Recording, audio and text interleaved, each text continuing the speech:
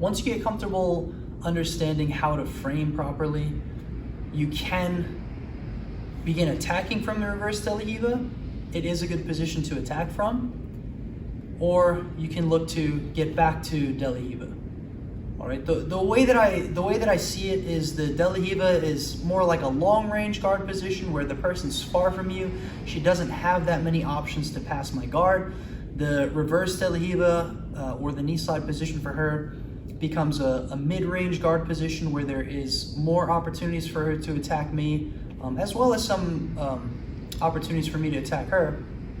Okay, and then you have closer range guards like say she's able to break my reverse De La Riva hook and smash me in half guard. That's like a close range guard because there's the least amount of spacing between us, and that's where she has the best opportunity to pass my guard, and I have the least opportunity to attack her back.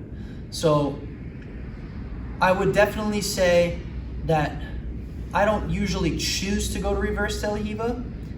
Likely, if I'm gonna get stuck in reverse De La Riva, I'm gonna try my best to get back to maybe a collar and sleeve guard or a De La Riva guard.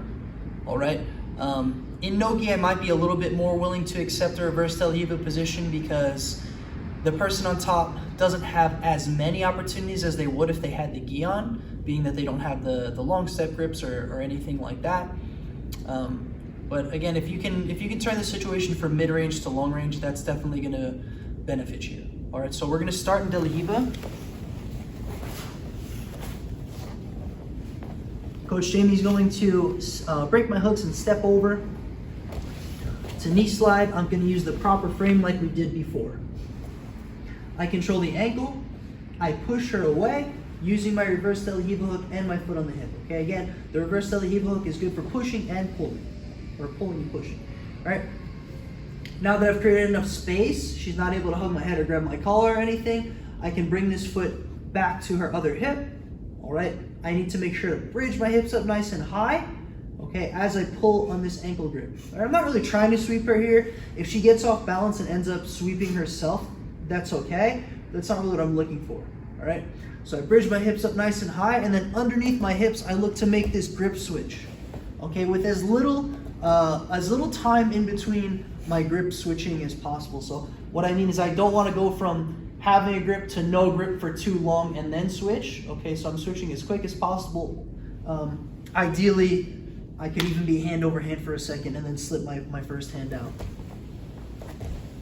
Okay, and as I get back to this angle, I replace my De La Riva hook. Of course, she's gonna step forward, so either foot on the bicep, foot on the hip. I usually prefer foot on the bicep, and then I would advise grabbing a collar, okay, to make it a little bit more difficult for her and to make it so that you can break her posture. If this was a no-gi situation, I would probably look to start setting up my De La Riva with the underhook. This will make it much more difficult for her to re-attack any kind of knee slide or anything like that.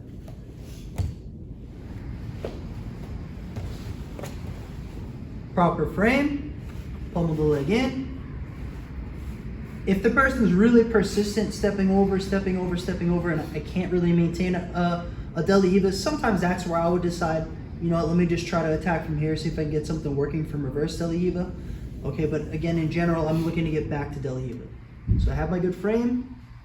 I'm gonna let go of my one hand on her shoulder or bicep, and I grab her ankle. Okay, I keep her anchored to me. I'm gonna look to start pushing her away using both my foot on the hip and my reverse De La Riva hook. Now I have some space, and she can't close the distance on me. I bring this second foot to the hip. Now, I'm lifting my hips up, kind of like pulling my hips to her. Again, I want to create enough space underneath my hips that it's an easy grip switch. Okay, from my right hand to my left in this case. All right, now that we're back at this angle, I can start replacing my De La Riva hook, stepping on a bicep. Maybe I have collar and ankle control. Again, if this is no-gi, I may advise using an underhook here and a butterfly hook. Okay, just to make it more difficult for her to step right over to knee slide. All right, if I have the gi on, this is sufficient. All right, but without a gi, I don't have as good of a posture control. Okay.